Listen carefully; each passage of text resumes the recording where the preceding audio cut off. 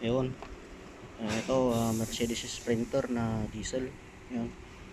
So, check natin yung sakit ng fuel rail sensor na papunta sa computer of ignition switch. Ayan, ground yung number 1, itong number 2 wala.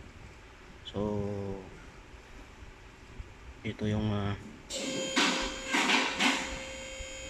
signal, at saka ito naging ground pag naka-off din yung switch.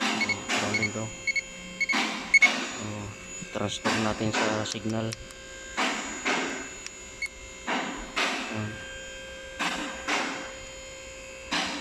Yun, wala tayong mamimesure ng signal. So on natong yung ignition switch.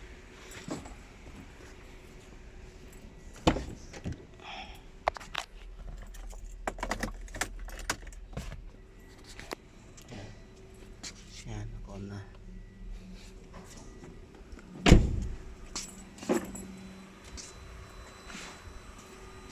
Check natin, nakasignal siya, easy.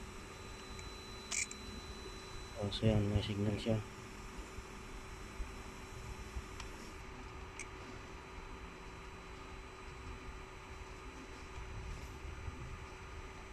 Ground yun. Transfer natin sa volts. Ground number 1, number 2. Ayan yung signal line. May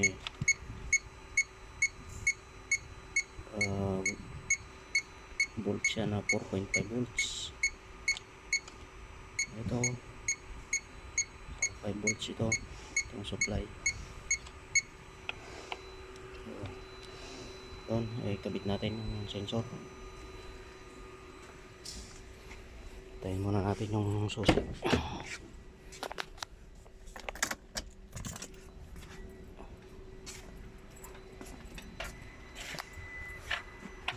Natin yung sensor.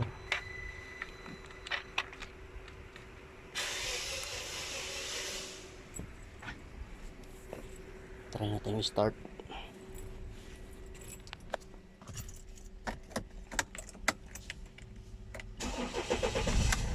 Start na siya.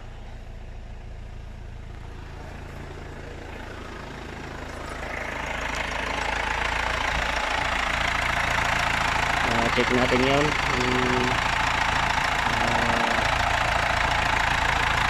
Volts ito. Mga umandar.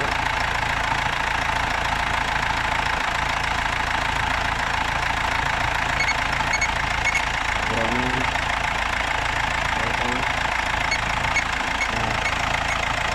Yung signal line. Yan yung lumalabas. 1.0, 1.1.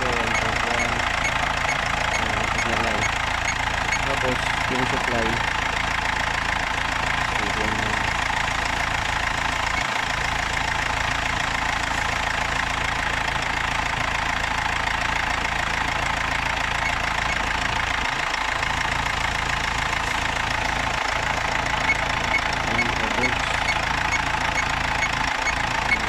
Okay na.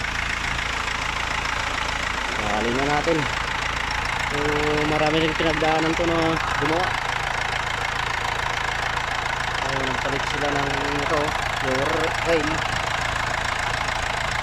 Tapos nagpalit sila ng computer. Ganun pa rin, walang injector tools. Pero yung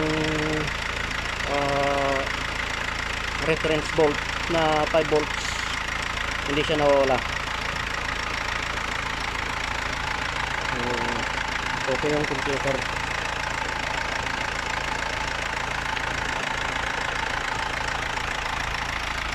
Okay.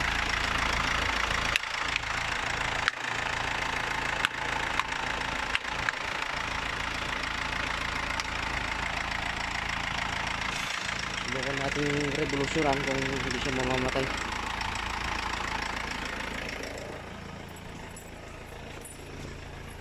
Natin ng gasolina. Check natin.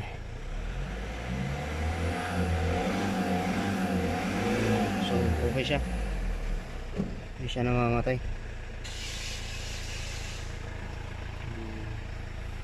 Ayos. Thanks God again sa tulong, pagbibigay ng katalinuhan.